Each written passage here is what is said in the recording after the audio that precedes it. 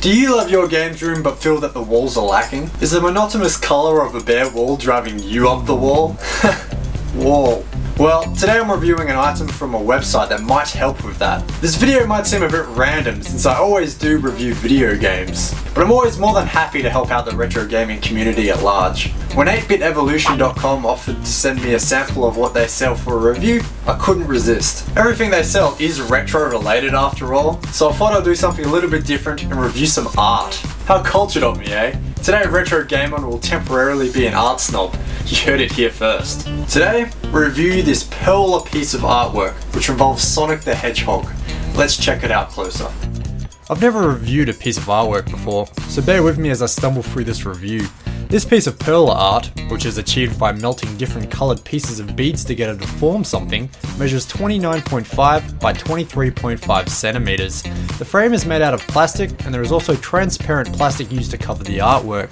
This may be a problem depending on how picky you are, but I personally wasn't bothered by the fact that it doesn't use glass. If anything, it would probably get smashed in transit. The actual artwork is quite well made. It's actually a very stylish way to represent Sonic as it fits in with the aesthetics and idea of 8-bit graphics. This is what I like the most about this piece, as it's made by hand and is quite original. You can't buy much else that looks like this, and it fits in quite well into a games room.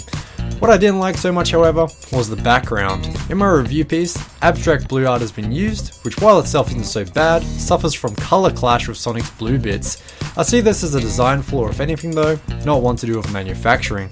Luckily, there are plenty of other versions out there that don't clash. For example, there is a Sega logo deviation of this, which doesn't clash as it has a black background. It all depends on your tastes at the end of the day though, so I'll leave it up to you. If you don't dig Sonic either, there are actually plenty of different ones to choose from, ranging from Mario to Simon Belmont and Castlevania. I'll leave a link in the description that will take you to the page that has them all listed.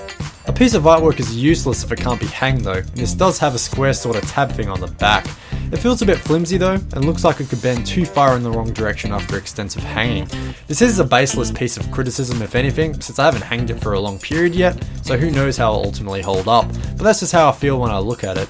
What I would rather if it had some hanging string like my other posters do. I guess you could just add that if you were so inclined, but it's something to think about nonetheless.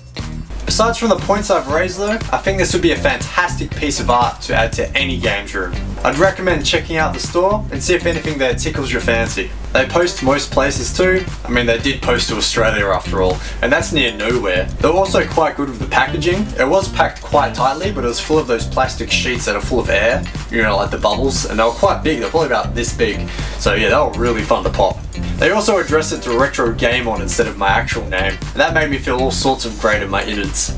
But anyway, this was a review for a piece of art. Tell me what you thought of it, because it's quite different to anything else I've already done before, I know. Thanks for watching though. I'll hopefully catch you next time.